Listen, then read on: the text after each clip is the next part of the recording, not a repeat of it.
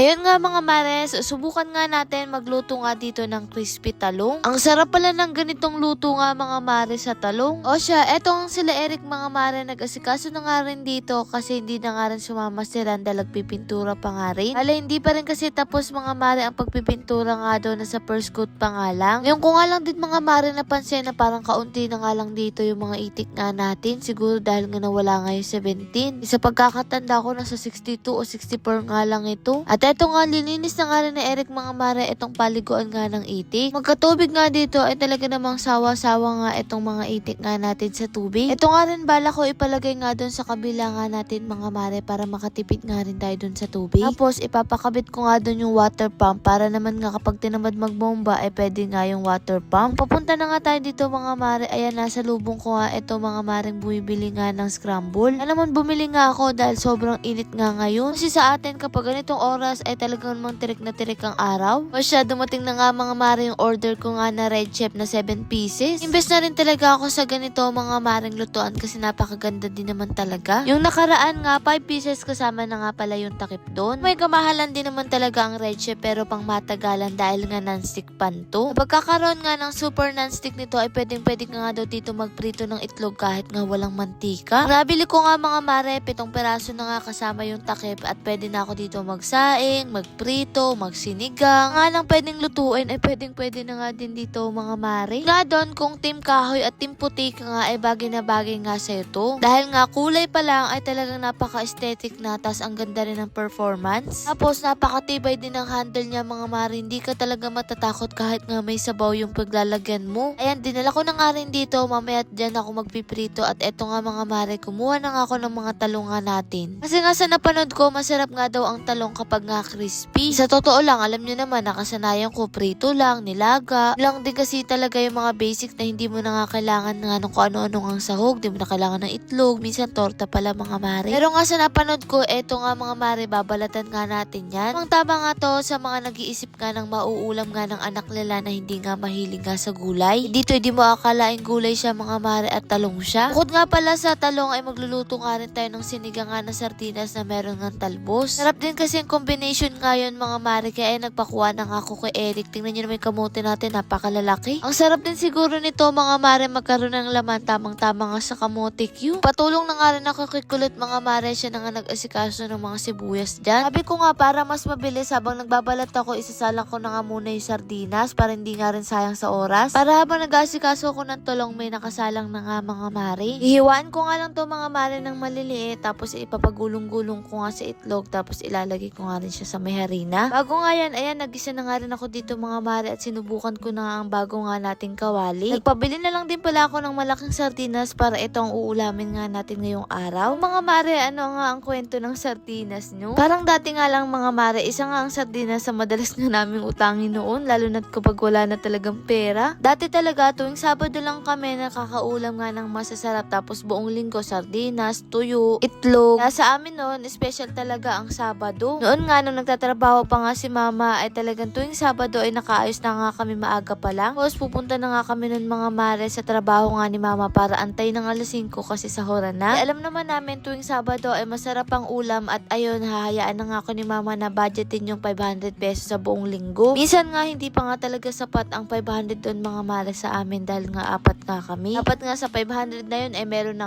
nga kape, asukal, coffee mate, toyo, asin, mantika. So ibig sabihin talaga yung mga kailangan nga sa loob ng bahay sa buong linggo. Sinasahod lang nun ni mama 1.5. Tapos nag-aaral pa nga kaming magkapatid. Pero ang masasabi kong nakaka-proud kay mama mga mare ay talagang hindi siya palabali. Nuruan niya nga kami kung walang ulam ay magtiis nga kami. Sabi nga hanggat maiksi ang kumot ay matutungang mamaluktot. At eto nga mga mare, pagkatapos ko nga hiwain ng malilit etong talong, ayan, inilagay ko nga sa may itlog, tapos pinagulong ko nga dito sa crispy fry. Pagkatapos naman nun, ipinagulong ko nga siya sa breadcrumbs. At eto na nga mga mare, kinuha ko na nga rin etong talbos para mailagay na nga rin natin dahil kumukulo na nga etong sardinas. Hinalo-halo ko nga lang, konting pakulo na nga lang to, ihaalisin na nga natin at pagluluto na nga tayo ng talong. Kaya naman ang ganda nga ng bago nga nating kawali mga mare, kasi talagang pwede nga kahit ano. Pagkatapos ko nga mga mare maglagay ng mantika, hindi ko na nga yan pinainit kasi hindi naman to dumidikit tulad nga ng ordinaryo ng kawali. Yan nga mga mare, inilagay ko na nga to at aantayin nga lang natin mag-brown. Sa totoo lang nga mga mare, hindi ko nga alam ang lasa nito kaya na-excite nga rin akong matikman. Maging ganito na nga ang itsura niya. Ayan, binaliktad ko na nga at ang sarap ng itsura, ang lutong. Ang tama nga ito sa mga batang hindi nga marunong mga mare kumain ng gulay, hindi naman nila mahahalata. Kaya sa mga nanay dyan na nag-iisip paano papakainin yung anak nila ng gulay, tamang-tama sa inyo to. 3 sangkap lang naman ang kailangan nyo, itlog, crispy fries, saka breadcrumbs. Ito nga ngayon mga mare, malapit na nga ang pasukan, nasa 2 linggo na lang, pasukan na naman nga ng mga elementary. Listo nyo na nga ito mga mare, isa nga sa ipapabaon nyo nga sa anak nyo. O siya, nung natapos na nga, tinawag na nga rin namin itong sila na nagpipintura para naman sa ganon makakain na nga rin kami ng tanghalian. Dahil pala meron pa tayo ditong natira mga maring talbos, kaya ayun sabi ko ay lalagay ko na nga rin dito. Paborito kasi ito mga marin ni Ran, kaya inilagay ko na nga rin sa kumukulong tubig at talagyan ko nga lang yun ng bagoong kalamansi, tapos nga ayun okay na. Lagyan ko na lang din pala ng konting ang sibuyas para nga may lasa rin siya. Tara mga mare, sabayan nyo na nga kami. Alam ko mapapanood nga ng ilan to ay hapunan na. Mga mare, anong madalas ang ginagawa nyo sa gabi bago nyo nga kami mapanood? At anong oras nyo kami napapanood mga mare madalas? Kasi iba talaga, alas 7 pa lang daw ay talagang pinapanood na nga tayo. Lord, maraming salamat sa lahat ng blessing. At syempre sa inyong mga mare, paano ba yan? Bukas na lang ulit.